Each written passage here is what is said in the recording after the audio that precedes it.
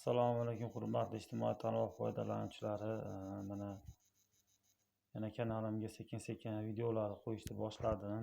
Bundan oldin aytganimdek, o'zimni kommunal sohadagi shaxsiy o'zim xonadonimnikini o'rganib boryapman.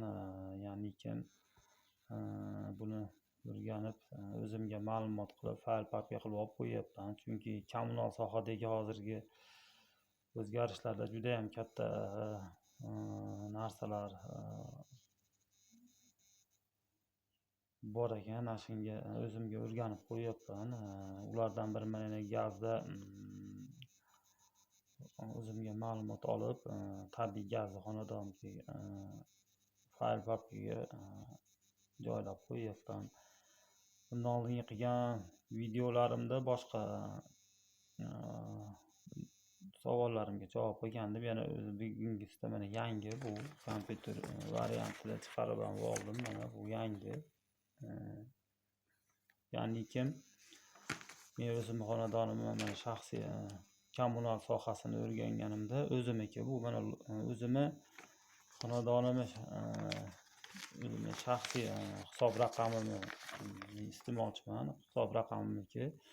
Ya'ni bunda mana yangi o'rgangan ma'lumotimda log file degan bazada meni o'zim shu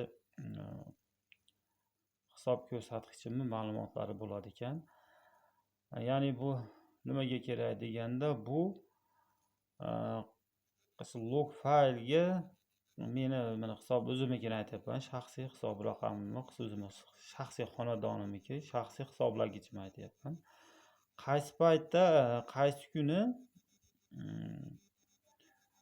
belgilangan mas'ul xodim unga berilgan maxsus shaxsiy parol va ID ga o'xshagan raqam bo'ladi ekan, shaxsiy paroli bo'ladi ekan. Uni o'zini shu orqali kirib chiqadi ekan. Ya'ni shu gazda belgilangan odam.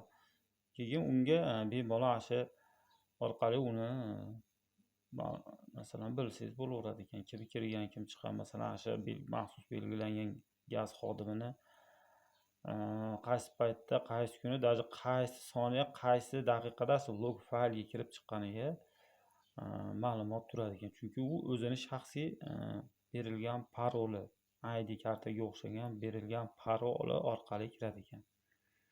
Bunda endi nimasi ma'lumot deganda o'zimga ham savol berdim. Bunda shu ko'rsatkichlardagi ma'lumotingiz bo'ladi ekan. Shu ko'rsatkichlardagi ma'lumotingizga kirib chiqqani uchun kim kirib chiqqan, qaysi mas'ul xodim kirib chiqqanini bemalol shu o'zini shaxsiy parol bilan kirganligi uchun u odamni, shaxsni, mas'ul xodimni nimasi bilinib turar ekan. Men buni o'zimga ma'lumot qilib oldim. Chunki shu hisoblagichimni, o'zimni shaxsiy xonadonda hisoblagichimni shaxsiy hisob raqamlarini mana shuni ko'rinib turadiganlarini masalan kuzatib borishda yo bilgim kelsa, shu ma'lumotlarni so'rasam, masalan meni log faylimni chiqarib bering desam, shunda kim kirib, kim chiqqanini bilish uchun shu log faylga shu maxsus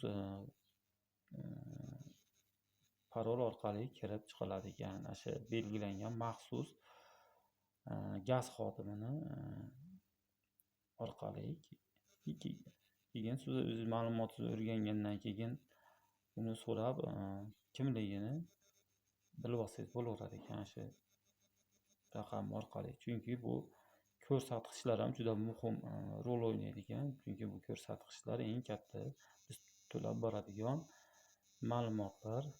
Shuning uchun log faylni ham bizim uchun o'qib o'rganib qo'ydim. Shu log fayl ham bor ekan.